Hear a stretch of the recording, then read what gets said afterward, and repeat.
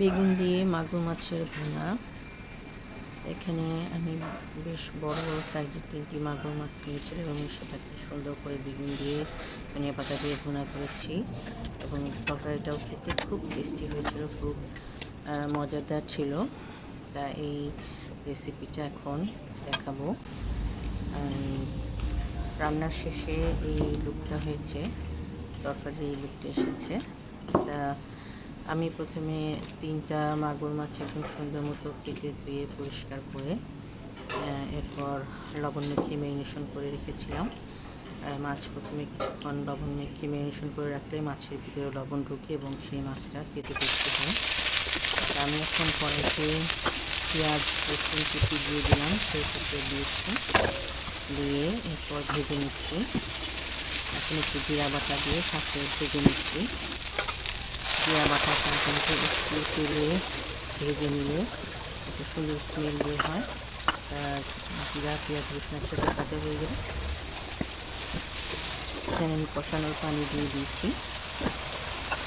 কষানোর পানি দিয়ে এরপর আমি কাঁচামরিচ দিয়েছি, দিয়ে মশলাটা ভালো করে কষিয়ে নিয়েছি।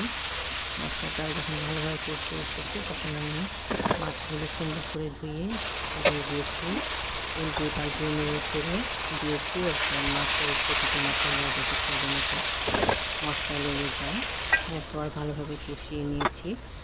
কিছুটা সময় মশলাটা ভাজা ভাজা করে কষিয়ে মাছের সাথে এরপর ঝোলের পানি দিয়েছি। ঝোলের পানি দিয়ে এরপর মাছটা এবং ঝোল একসাথে কিছুটা সময় জাল করে মাছটা সিদ্ধ হয়ে এসেছে, আধা সিদ্ধ হয়েছে, ঠিক সে সময় আমি কেটে রাখা বেগুনগুলো উপর দিয়ে দিয়েছি।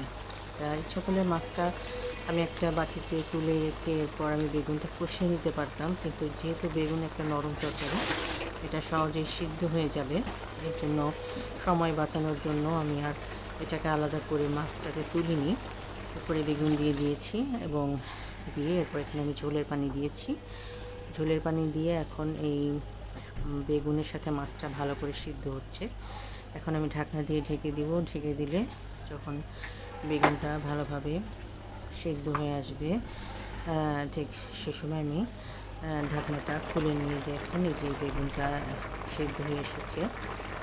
বেশ অনেকটা ঝোল রয়েছে, এই ঝোলটা আমি টানিয়ে ফেলবো। এখন আমি কিছুটা কাঁচামরিচ দিয়ে দিলাম। কাঁচামরিচ দিয়ে এরপর একটু নেড়ে চেড়ে দিলাম।